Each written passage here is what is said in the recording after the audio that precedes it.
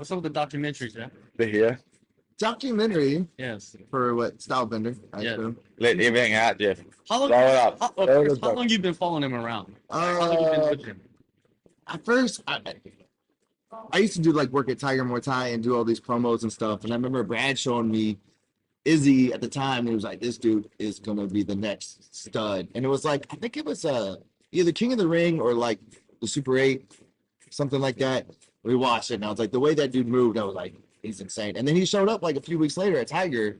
And I would do promos and stuff for Tiger, all marketing. Like, look at You saw, I need to get as much footage of this guy as I can. seriously. So Eugene and them came through, and I mean, I didn't know who these guys was, and I was like, hey, I do like profile pieces on Tiger. This was like 2016, I think, beginning of 2016.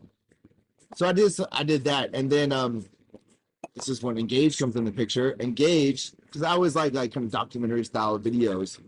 So when Engage came in and they decided to hire or start sponsoring everyone, they sponsored Brad, and Brad introduced basically everyone.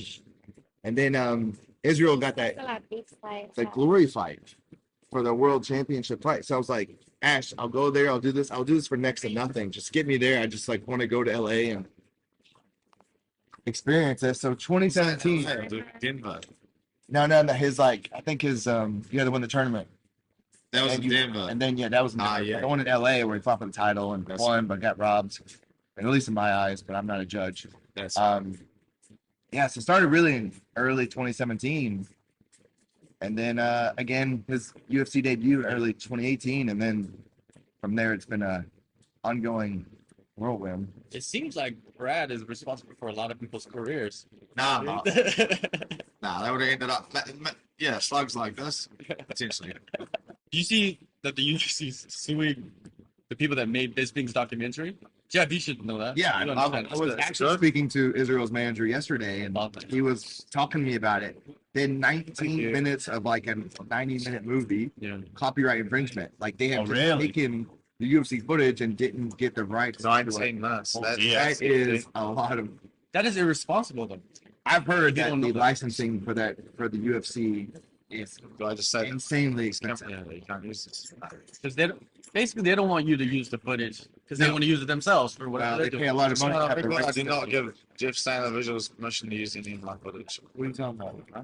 I was just putting it out there. It's like It's fair play, mate. You don't understand how. Nah, I didn't. Yeah, It's it's all right. So does that affect like what you're working on? So I am more or less just the cameraman for it. I was just working like. So you don't have to worry about you. And that's the production, the back end.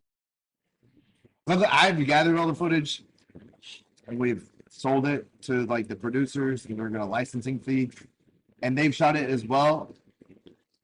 But when it comes to negotiations to the UFC, it's out of my realm. I don't want to deal with that. They pay Israel a lot of money to have the rights to that footage, so I don't know how much they would have to pay for that. God, I hope Jeff gives him something gets cooked. She's like, look at his worried face. You still don't know the numbers? You think they fucking tell me the numbers? Jeff, I tell you everything. Jeff's always got a mic there and they say something like, Give me a few more of these and you might get something.